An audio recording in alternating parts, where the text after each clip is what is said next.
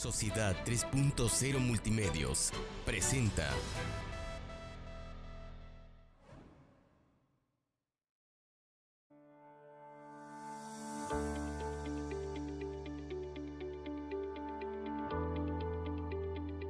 Amigos, muy buenas noches en este día de San Carlos, jueves 4 de noviembre del 2021, ya transcurriendo el 11º mes del año y por lo tanto, pues a unos días del famoso fin y también de que pues empiecen las fiestas de fin de año. Como siempre es muy grato estar aquí con ustedes y hoy pues invité a conversar con ustedes, a conocer un poco de su trayectoria a un hombre que ha tenido una dilatada experiencia pública en varios cargos, ha estado muy cerca de gobernadores, ha sido diputado local, diputado federal, suplente, secretario particular, bueno, cualquier cantidad de cosas. Y es un hombre muy respetado en el medio de las comunicaciones, aunque él afirma y siempre lo ha dicho de manera muy enfática que él no es periodista.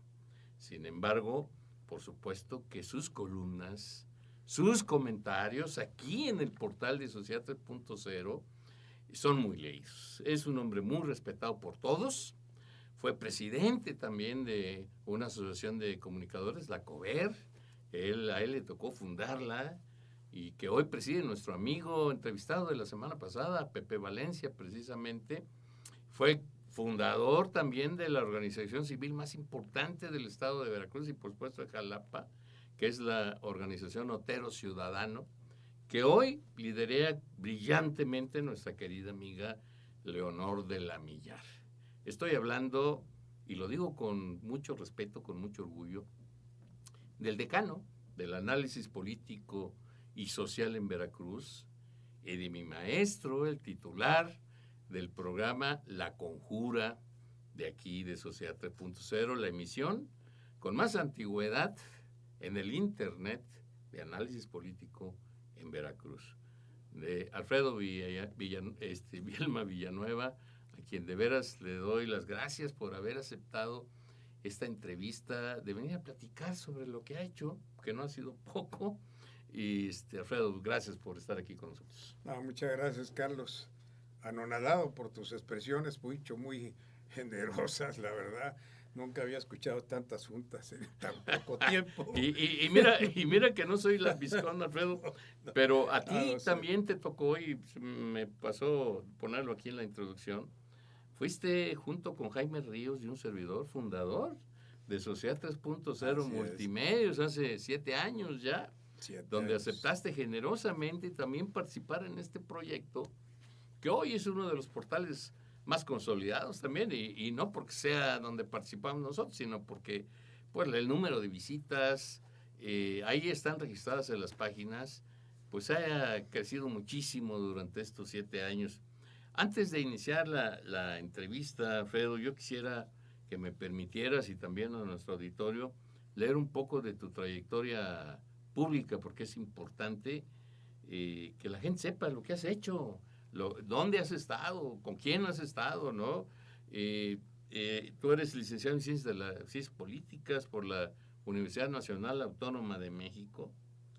Fuiste procesador legislativo en la Cámara de Senadores de 1965 al 68, oficial mayor de la Cámara de Diputados en Veracruz en el 69 y 70, secretario privado del gobernador Rafael Murillo Vidal del 70 al 74, diputado federal suplente del 73 al 76 y diputado local del 74 al 77. Fuiste director fundador del Registro de Debates de la Cámara de Diputados, profesor de Derecho Constitucional en la Escuela Nacional de Ciencias Políticas en el 66, profesor de Desarrollo Económico en la Facultad de Economía de la Universidad Veracruzana en el 82 y presidente del Comité Municipal del PRI en Acayucan, por allá por tu tierra, coordinador de la Comisión de Ideología de la CENOP de Veracruz, director administrativo de la Secretaría de Salud en el Estado, director operativo de la zona norte del Departamento del Distrito Federal en el 97, director de turismo en el gobierno de Agustín Acosta Lagunes, contralor además del Instituto de Pensiones del Estado. Tus libros publicados, Alfredo: 4 estudios de casos municipales, editado por el Colegio Nacional de Ciencias Políticas en el 95, ensayos, El ocaso del camaleón, publicado por la Universidad de Jalapa, El fin de una era, publicado por el Colegio de Veracruz, Recuento de un estilo, edición libre, novela, El resplandor del poder, publicado por el Conaculta IBEC, entre otras muchas ocupaciones. Alfredo, tú eres del sur del estado, Sí. de un lugar, pues de alguna manera, que representa la parte del desarrollo rural de nuestro estado, por llamarlo así. ¿Cómo fue que desde ese lugar te fuiste a la UNAM a estudiar? O sea, ¿cómo fue ese proceso? Viniste a Jalapa, estuviste en la prepa en Jalapa, te fuiste a la Ciudad de México. ¿Cómo fue este asunto? Fíjate que yo soy de un lugar perteneciente al municipio de Hueyapan de Ocampo, una congregación que en aquel entonces, cuando yo nací, hace ya 79 años, no era sino un pequeño poblado de aproximadamente 1,500 personas, unas 800 familias, todo el mundo nos conocíamos allí, un lugar en aquel entonces selvático, rodeado de lagunas, con muchísima víbora.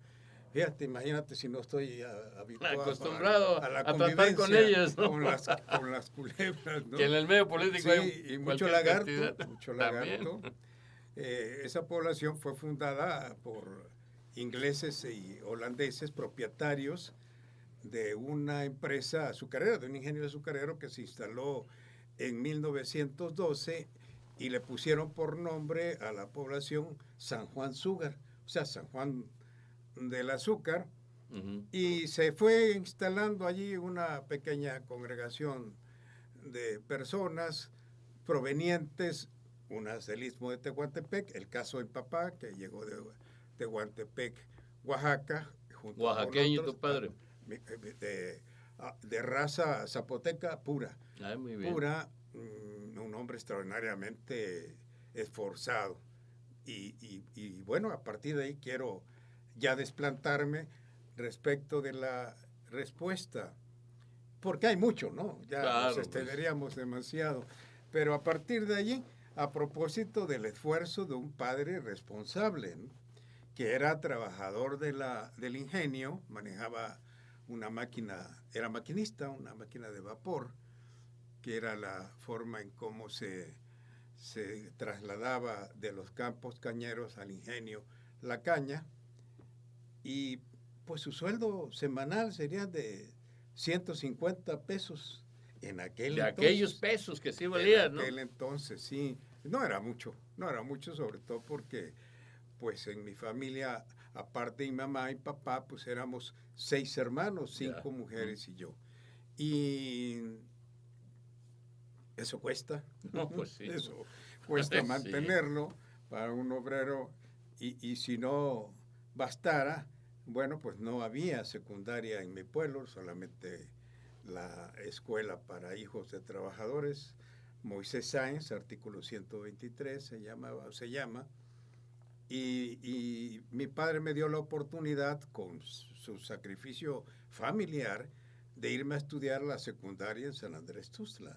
O sea, pagar 300 pesos de casa de huéspedes, era un dineral, una ¿no? barbaridad, y 25 pesos de cuota para la escuela. Para la escuela, que estaba incorporada a la Secretaría de Educación Pública. Transcurrieron los 3 años allí en San Andrés Tuxtla de mi secundaria, y de allí me fui a la preparatoria a la Ciudad de México. Y, o sea que la prepa la estudiaste allá. ¿En la prepa UNAM? No, porque no fui un estudiante ejemplar.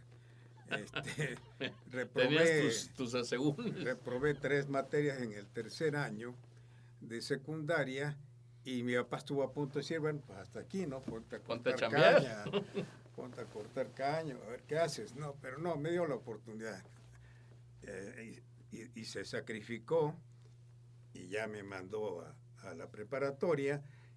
Pero en ese ínterin de haber reprobado 2, 3 materias en la secundaria, pasó el tiempo para que no me entregaran a tiempo el certificado secundaria.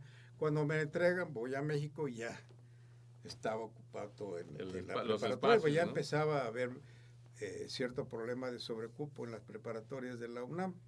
Mi idea, y ya tenía yo espacio ahí, entrar a la 1, que era la que estaba en San Ildefonso, el pleno centro. Sí. No fue así, me inscribí en una escuela particular de la Ciudad de México incorporada a la UNAM.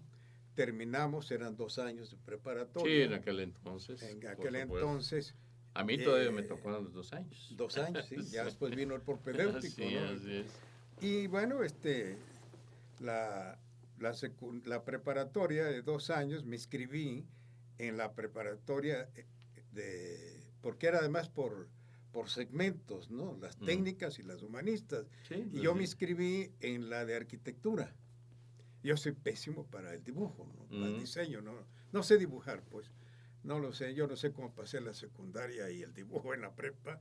Y me inscribí ahí, pero en el primer año me dio muchísimo trabajo, pues la cosa del dibujo y todo. Digo, bueno, ¿qué hago aquí en arquitectura? Ya en el momento de inscribirme en el segundo año, entonces ya escogí humanidades y ahí sí me gustaba la ética, la filosofía, etcétera. Cursé la preparatoria y mi idea era estudiar economía. Ah, mira. Era economía. Cuando llego a la universidad ya el sobrecupo estaba hecho. Entonces me ofrecían filosofía, derecho o ciencias políticas. Ciencias políticas, no había yo escuchado esa escuela porque se había creado en 1953, o sea, estamos hablando del 60. Estamos muy 61. Reciente. Atrás de la Facultad de Economía. Ahí, ¿te acuerdas que era el edificio de la rectoría, la biblioteca, filosofía, derecho, economía, y de repente caía todo eso por una escuelita, hay una construcción muy pequeña. No cabía, no era para más, éramos en total en ciencias políticas cerca de 600 alumnos. Yeah. Y me inscribí en ciencias políticas. Allí tuve maravillosas experiencias de la juventud. Profesores en aquel extraordinaria, extraordinaria porque recuerdas que era de todo un año. Así es. El curso a partir de enero a diciembre, ¿no? Así es. Con vacaciones en mayo y en septiembre. Sí, ajá. Entonces, pero para esto, para poder sostenerme allá, mi papá había aprovechado la oportunidad de 2 becas daba al Ingenio para los hijos de trabajadores. Y él consiguió una, ya era de 500 pesos, pero es lo que pagaba allá en casa de huéspedes en México. Pero bueno, gracias a ese sacrificio de mi padre, tuve esa grandiosa oportunidad. Y me inscribí en ciencias políticas con la maravillosa fortuna, a propósito de los maestros, de que apenas en el primer año circuló, ya habíamos entrado en enero, a mediados de mayo circuló un comunicado de la dirección de la escuela diciendo que se estaba creando un grupo de estudios dirigidos, grupo piloto le pusieron para mayor conocimiento, y iba a ser por la mañana.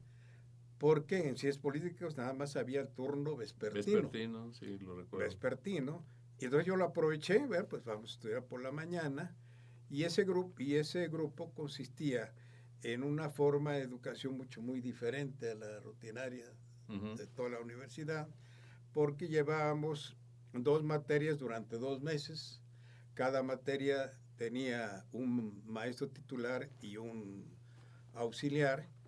Y entonces en 2 horas y media llevábamos en el día 5 horas en total, ¿no?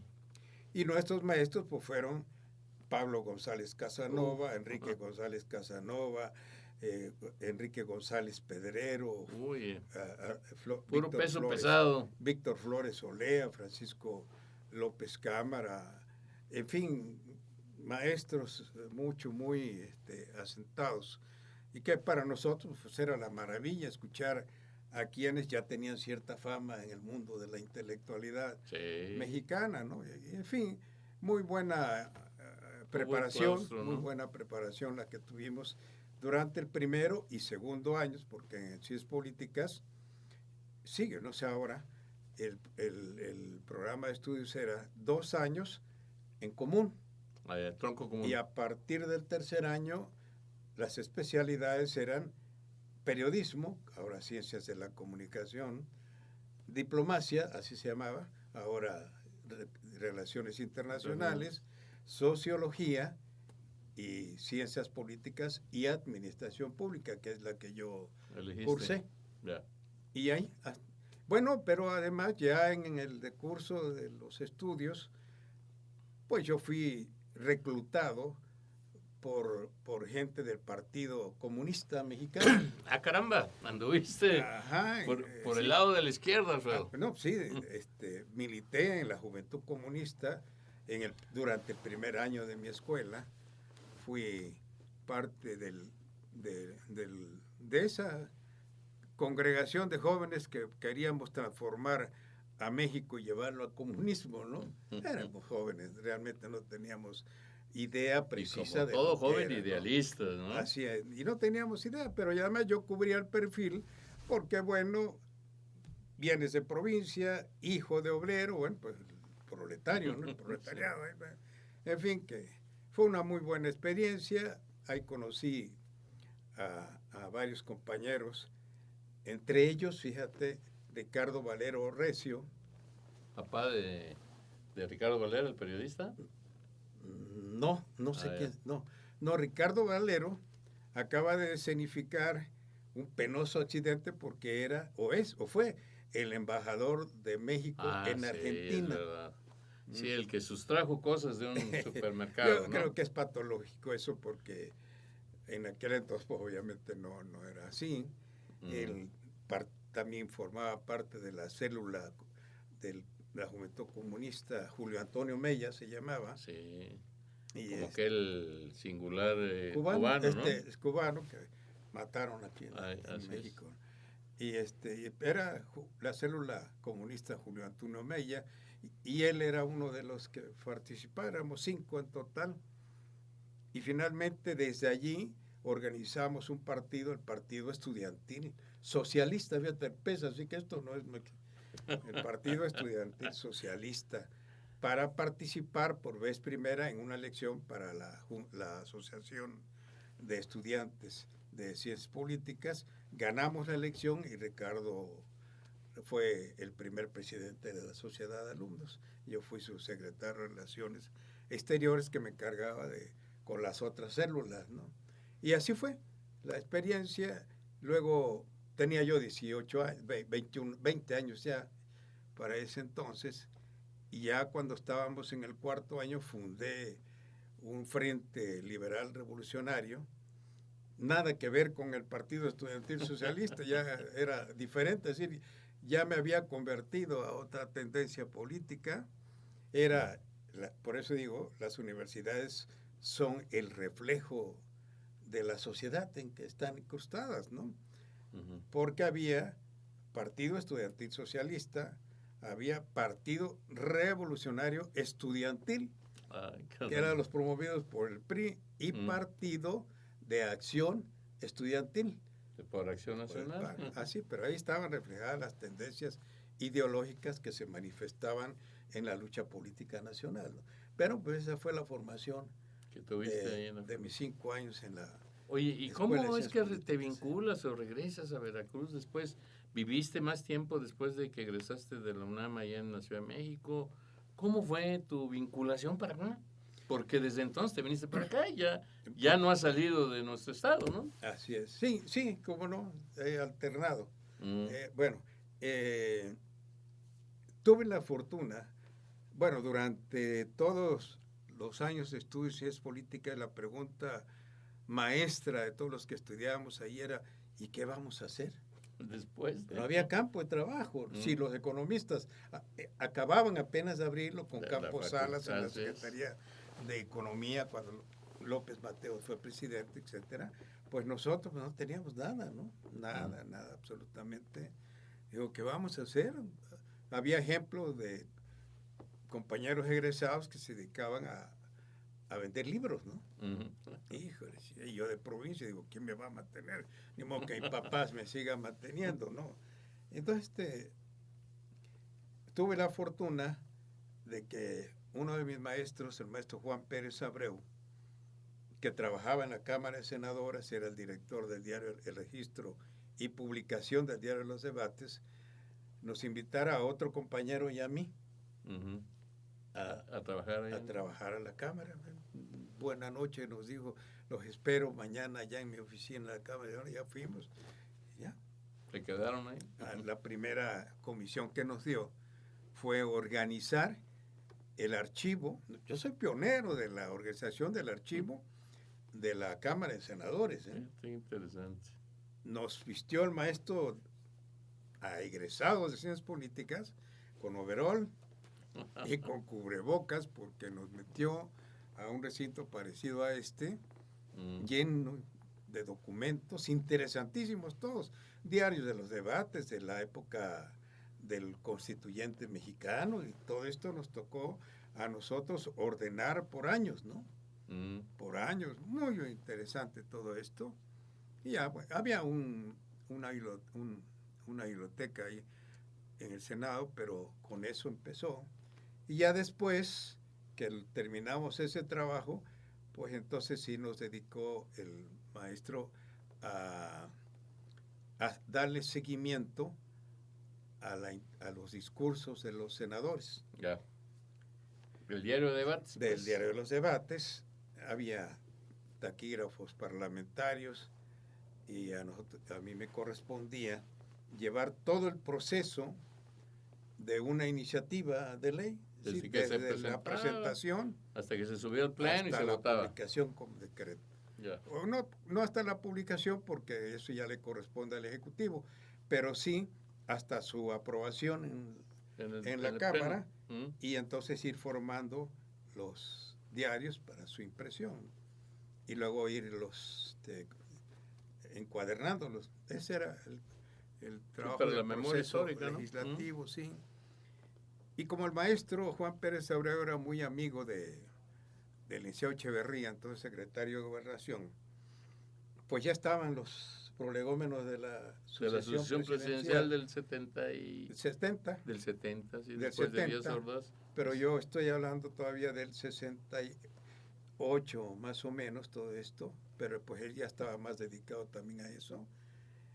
Y me dijo, oye, y como él daba clases de Derecho Constitucional en Ciencias Políticas, me dijo, oye, yo creo que te vas a tener que echar este semestre, ¿no?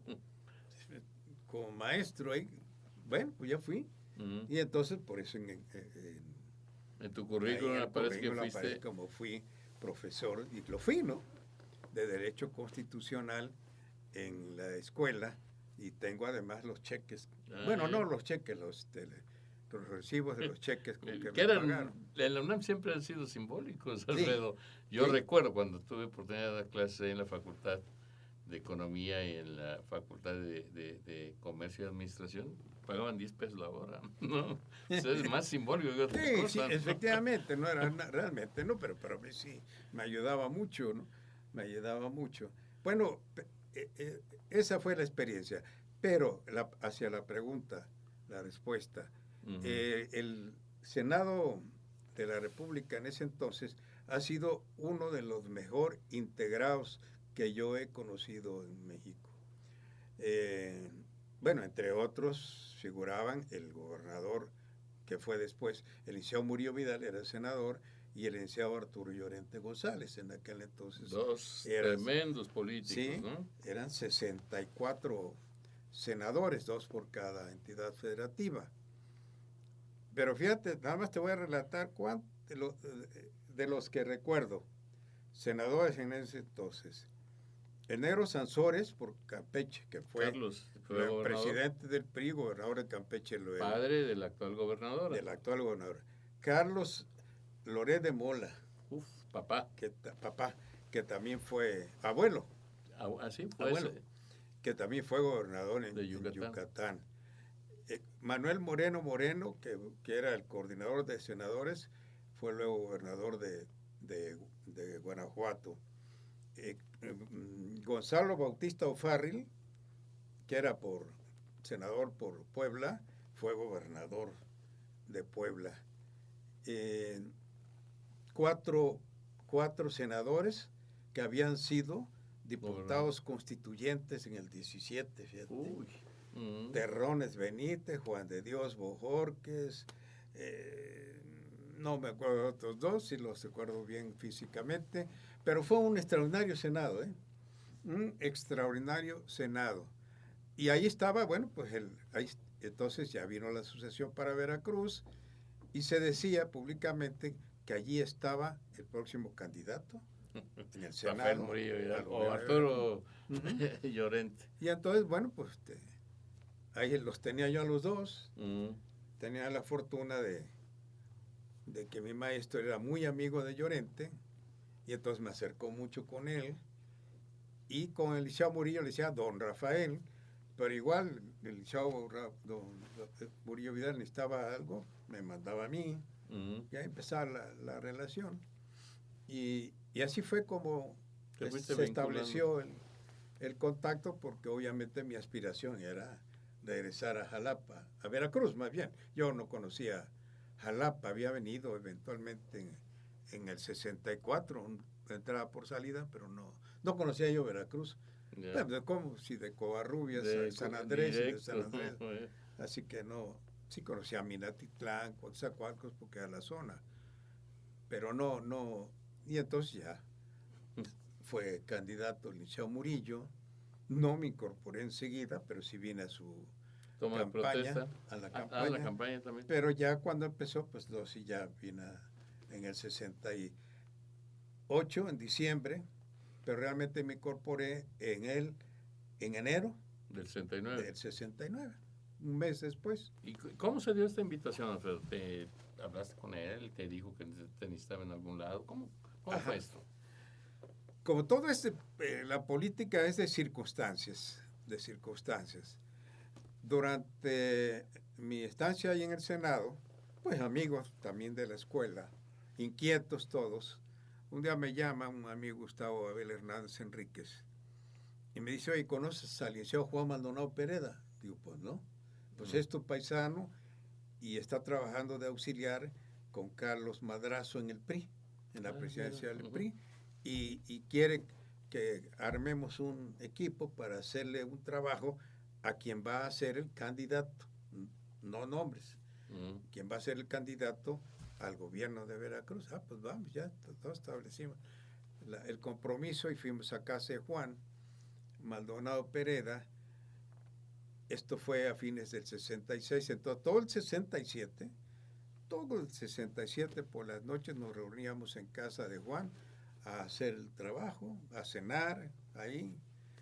Como él decía, nada más le ponemos más agua a los frijoles y ya con eso salimos. Alcanza para todos. Sí, y ahí estuvimos. Entonces Juan, pero él se la estaba jugando ya, y no nos lo dijo, con Llorente. Con Llorente. Bueno, pero otra vertiente en mi caso lo fue el general, todavía coronel Celso Vázquez Ramírez, que había sido diputado por Acayucan ya 2 veces, y en el 67 volvió a ser candidato. Yeah. Y entonces dije yo, no, pues si me quiero ir, pues tengo que conocer a ver quién va a ser candidato sí. por mi distrito, y armé un grupo ahí con 3 o 4 compañeros y pedimos una audiencia con el coronel, nos recibió en su casa y fuimos, ¿no? Ya nos pidió la dirección, muy desconfiado. Él era jefe de ayudantes del Liceo Alemán Valdés, muy cercano a él, muy cercano, que es quien lo había apoyado por siempre, ¿no? Para ser diputado. Y bueno, pues un día me llaman, bueno, pues ya dejamos nuestras direcciones y teléfonos, y me llamaron a la Cámara de Senadores de parte del coronel, del candidato, que nos invitaba a un domingo a su campaña. Ya fuimos a San Andrés nada más. Me acuerdo que me dio 500 pesos para que yo, para el grupo de los 4, ¿no? Sí, nos fuimos, todavía sobró, para echarnos una cerveza de Villa del Mar, ya de regreso a México. Y así empezó, pero esa extraordinaria relación con mi amigo, el general Celso Vázquez, luego general, era coronel cuando yo lo conocía, ascendió luego a general. Y esto me dio la oportunidad magnífica para ser diputado local. Si no es por esa intervención, difícilmente yo hubiera sido candidato a diputado federal. Por la relación con el general. Porque el Liceo Murillo era el gobernador todavía, ¿no? Era el gobernador. Pero hubo por allí algún asuntito Grillas que lo molestó mucho, no conmigo, no, sino con quienes se encargaban ya del proceso de la sucesión, y me dijo, oye, parece que no te va a poder ayudar para la diputación. Pero todo estaba ya en proceso. A mí ya me habían venido a ver ahí a la oficina de la Secretaría Privada del Gobernador, el alcalde de Acayocan, Jonás Viviano, y el dirigente ganadero de la zona, Mario Colonna, para ofrecerme su apoyo para la candidatura.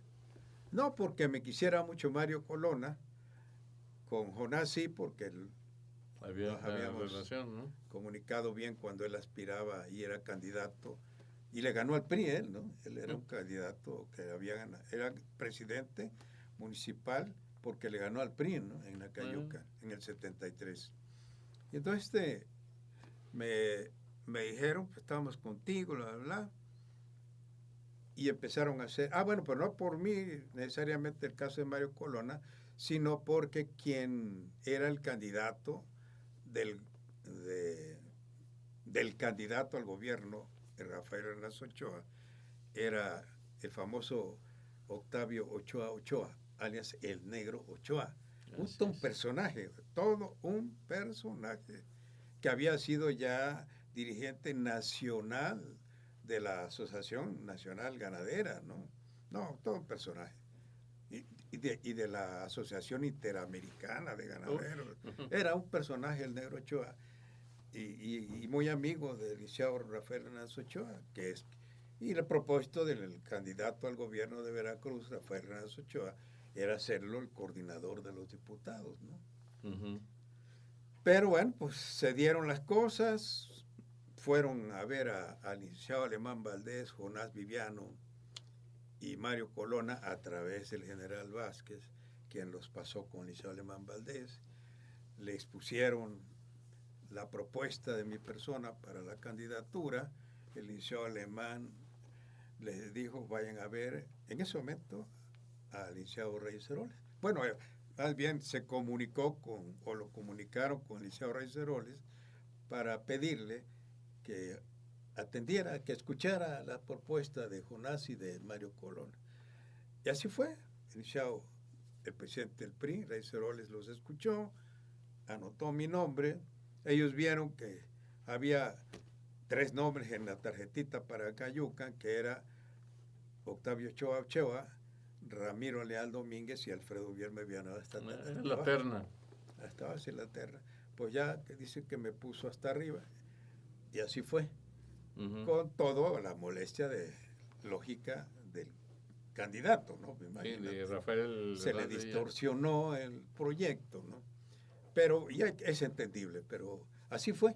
Oye, Alfredo, vamos a hacer una pausa para un segundo capítulo porque tu historia es muy singular y muy interesante para seguirlo conversando. Entonces, en un momento vamos a iniciar una nueva, la prolongación de la charla en un nuevo capítulo.